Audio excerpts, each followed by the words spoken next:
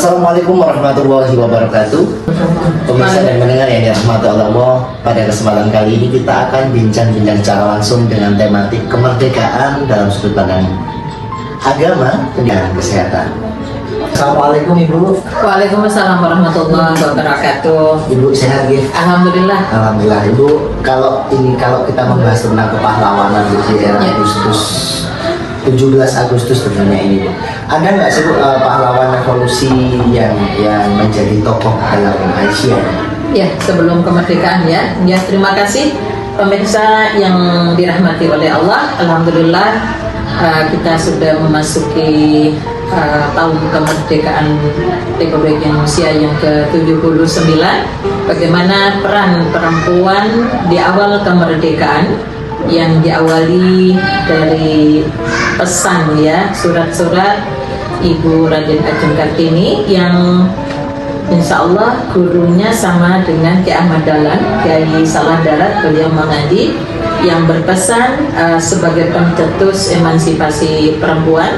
Pesan beliau, binalah perempuan itu untuk menjadi ibu-ibu yang pandai, cakap dan sopan. Mereka perempuan itu akan giat menyebarkan kebudayaan di kalangan masyarakat, sadar akan panggilan moral dalam masyarakat. Mereka akan menjadi ibu yang penuh kasih sayang, pendidik yang baik dan berguna bagi masyarakat yang memerlukan bantuan dalam segala bidang. Nah, pesan ini ditujukan pada laki-laki sebenarnya untuk memberikan pengarahan sebagai qawwamuna 'alan nisa yang akan menguatkan, yang akan memberikan pembinaan kepada perempuan. Nah, Kartini memberikan sebuah menginspirasi dari pesan-pesan lewat suratnya.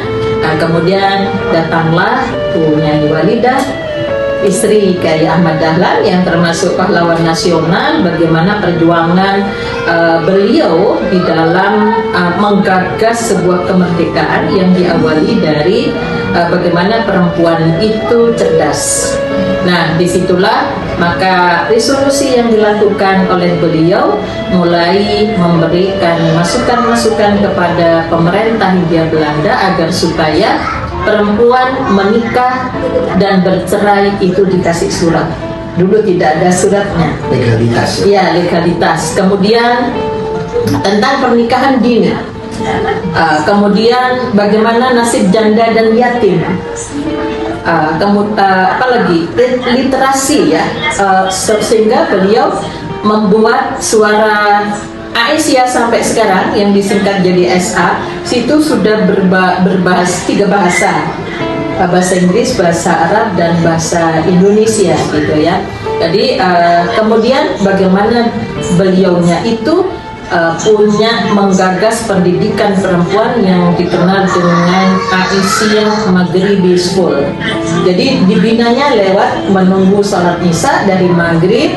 Itu salah satu strategi di zaman penjajahan agar supaya perempuan itu berkemajuan, berpikir maju, meninggalkan budaya-budaya yang selama ini perempuan hanya jadi konco wingking. Ya, jadi itulah yang perempuan di saat itu yang menggagas. Setelah itu beliau dengan pendidikannya, dengan mendidik perempuan itu, maka muncullah beberapa tokoh-tokoh perempuan, Sitri, Ibu Baria yang memang bahasa Belandanya lumayan bagus. Kemudian ada Ibu Mundia sebagai tokoh yang lantang ketika menyampaikan pada Kongres Perempuan pada tahun 28 gitu ya.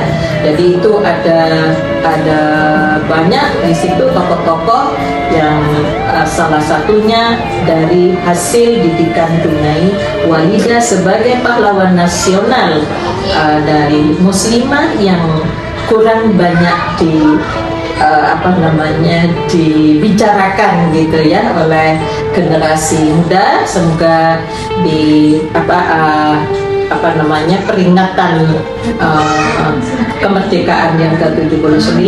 Mudah-mudahan para perempuan bisa menelaah kembali perempuan yang bisa menginspirasi, yaitu pahlawan nasional yang bernama Ibu Nyai Walidah. Luar biasa sekali. Ibu, mungkin ada pesan kemerdekaan nih untuk para wanita-wanita hebat di luar sana.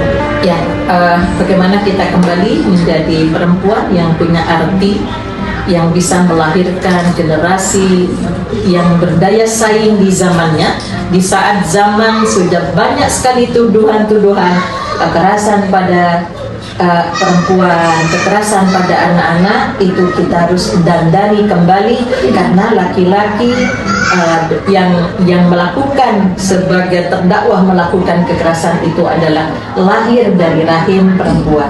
Sehingga Aisyah kembali untuk memperbaiki bagaimana perempuan itu menyiapkan generasi yang akan menjadi ayah, menjadi suami, sebagai anggota masyarakat untuk siap menghormati perempuan. Ya. Baik pemirsa dan pendengar yang dirahmati oleh Allah, kali ini kita akan berbincang-bincang dengan tokoh dari kesehatan ya. Langsung saja kita bincangnya bersama beliaunya. Selamat siang Ibu. Siang. Sehat Ibu? Alhamdulillah sehat. Saya sehari-hari di pimpinan wilayah Aisyah Jawa Timur sebagai sekretaris wilayah.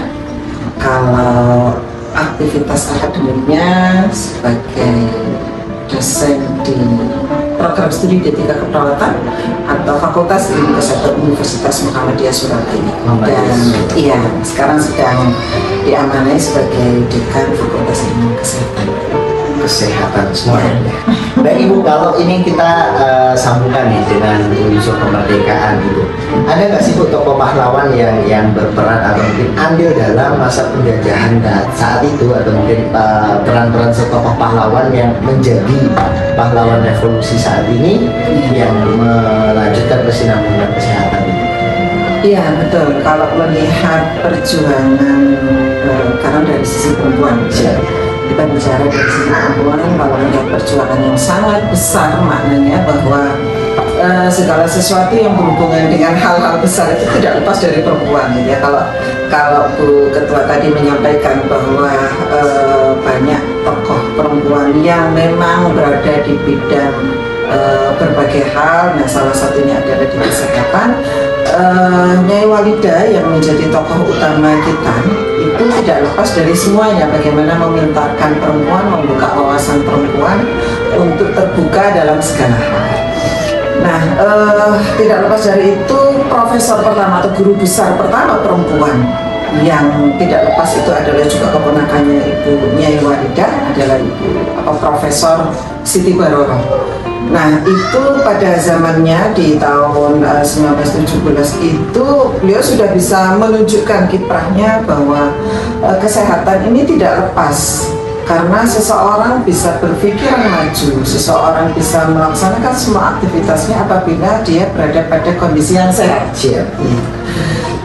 Sehat tidak hanya terbatas pada sehat secara fisik, tetapi juga sehat secara psikososial, spiritual, sosial, dan ekonomi. Maka memang berwawasan ke depan, Profesor Siti Baroroh ini mempunyai peran yang sangat luas, karena pertama beliau adalah guru besar di Aisyah, ini perempuan pertama di Indonesia, perempuan pertama guru besar atau profesor di Indonesia, yang kemudian dia memberikan bukti nyata ke sidang atau konferensi internasional membawa nama besar Aisyah, yang kemudian tidak hanya diaktif di akademik tetapi juga di bidang kesehatan. Nah, bagaimana bidang kesehatan ini juga menjadi media yang sangat luas untuk orang berperan aktif karena sehat secara biopsikososial spiritual.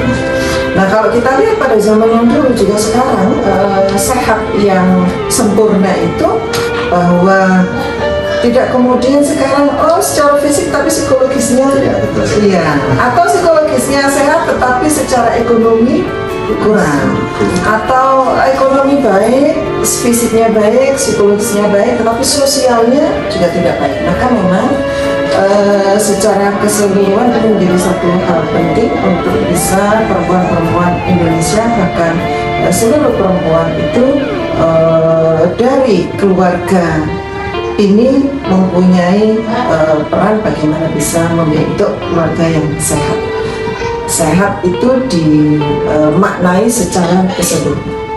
Pada zamannya di perjuangan dulu juga kalau kita lihat tokoh perempuan juga yang bergerak di bidang kesehatan atau perawat itu Florence Nightingale, itu pada zaman perjuangan itu dia punya peran yang sangat besar bagaimana membentuk seorang perempuan yang punya peran besar membantu perjuangan para pejuang-pejuang, para bapak-bapak itu, sehingga akhirnya dia bisa berjuang dengan kuat, berjuang dengan sehat untuk mendapatkan kemenangan atau mendapatkan suatu hasil yang sangat besar yang akhirnya terjadilah satu kemerdekaan, terjadilah satu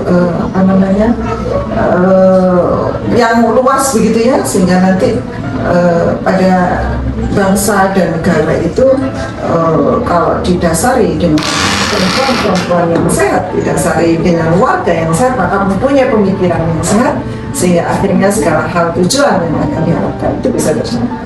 Sehingga memang tidak bisa dibedakan begitu ya, ada kesehatan, ada pendidikan, ada ekonomi, ada sosial, ada spiritual. Maka memang sehat secara keseluruhan itu adalah sehatnya biososial spiritual, biopsikososial spiritual. Dan tokoh kita, kalau Profesor Siti Baroroh ini menjadi tokoh utama untuk bisa kita melihat perannya yang sangat besar mengembangkan termasuk perawatan terpidana yang akhirnya dalam satu rangkaian kesehatan itu yang tidak lepas juga dari kontribusi yang saya kira begitu Mas Indra. Jadi bagaimana kita berjuang dalam segala hal, maka penting yang harus kita utamakan adalah bagaimana mempunyai pemikiran yang sehat, berjuang di bidang apapun. Selain ilmu knowledge harus dituntun dari bidang pendidikan, kesehatan juga menjadi satu hal yang penting. Kemudian tidak hanya itu, juga harus punya akhlak yang baik juga, sehingga punya pikiran yang selalu bersyukur dan nah itu tadi yang perlu kita semangati lagi dari tokoh-tokoh perempuan. Baik Ibu, Florence Nightingale, berarti beliau berperan di balik layar ya Bu? Iya, tidak hanya boleh layar, tetapi dia juga bisa pejuang-pejuang pahlawan-pahlawan yang saat itu sedang terluka, karena ini dia yang merawat, dia yang membantu sampai terluka ya sembuh, yang akhirnya bangkit lagi itu bisa terjadi. Luar biasa, tokoh wanita di balik para pahlawan pejuang bangsa. Ibu mungkin ada pesan untuk kemerdekaan? Ya, sudah yang ke-79 tahun ini satu momen yang sangat luar biasa, bagaimana perempuan mempunyai peran dan kontribusi yang sangat besar untuk bisa membantu perjuangan bangsa dan negara ini sampai pada diterima di mancanegara. Karena dari sisi kesehatan, kesehatan itu pun harus juga dibina dari psikologis dan dari sosial, ekonomi, psikologis dan fisiknya. Indonesia, maka perempuan-perempuan Indonesia diambil dari tokoh-tokoh yang sudah kita ketahui tadi, bahwa dari Aisyah mempunyai peran yang sangat besar dalam perjuangan bangsa. Baik Ibu, terima kasih. Baik, sama-sama. Assalamualaikum warahmatullahi wabarakatuh.